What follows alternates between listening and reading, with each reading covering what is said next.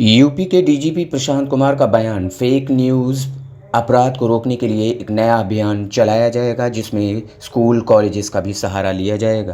क्या कुछ कहा इस विषय पर, आइए देखते हैं हमारे संवाददाता सूरज तिवारी के साथ। उत्तर प्रदेश पुलिस के द्वारा वर्तमान आवश्यकताओं को देखते हुए तथा फेक न्यूज़ और साइबर अपराध के विरुद्ध जागरूकता और उसको कैसे रोका जाए, इस अभियान को एक नया और मूर्त रूप देने के लिए अभिनव प्रयोग प्रारंभ करने का फैसला लिया गया है। इसमें हम लोगों ने डिजिटल वॉरियर के रूप में लोगों का हम पंजीकरण कराएंगे। आप सभी अवगत हैं कि 2018 से ही हम लोगों ने डिजिटल वॉलंटियर्स बनाए थे और बाद में 2023 में जब व्हाट्सएप पे कम्युनिटी फीचर्स ऐड किए गए तो उसके रीच को, उसकी पहुंच को और बढ़ाने के लिए हम कम्युनिटी फीचर्स को भी हमने ऐड किया था और उसमें लगभग 10 लाख से अधिक डिजिटल हमारे वॉलंटियर्स थे और जिनका मुख्य कार्य उस समय ये था कि ये हमारे थाने चौकियों से जुड़ेंगे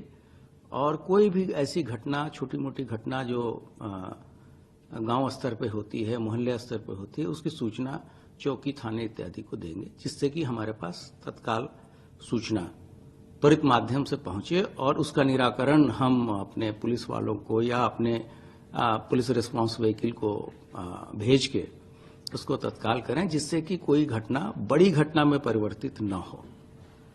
लेकिन समय के साथ पुलिस की आवश्यकताएं और सोशल मीडिया का जो रीच है, ये महसूस किया गया कि व्हाट्सएप पे के अलावा अन्य भी प्लेटफॉर्म्स हैं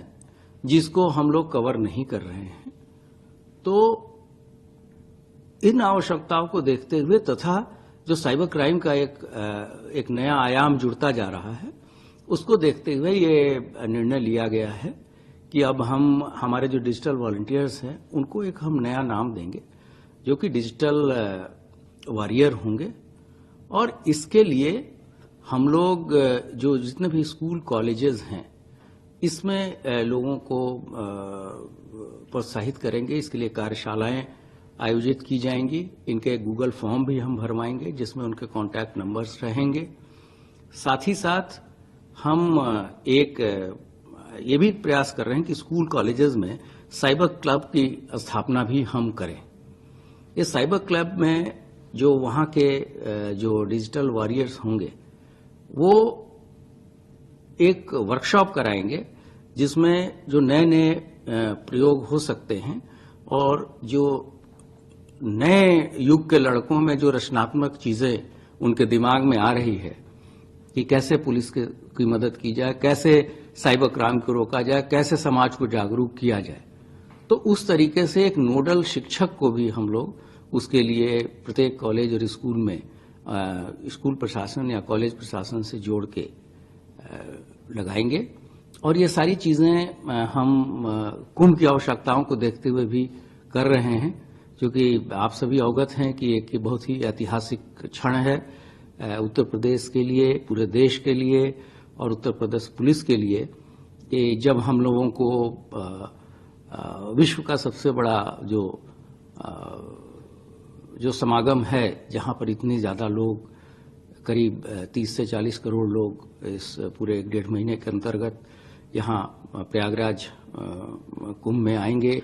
और विभिन्न सुविधाओं का यहाँ लाभ लेंगे, तो उनकी कम से कम उनकी कठिनाइयां हो,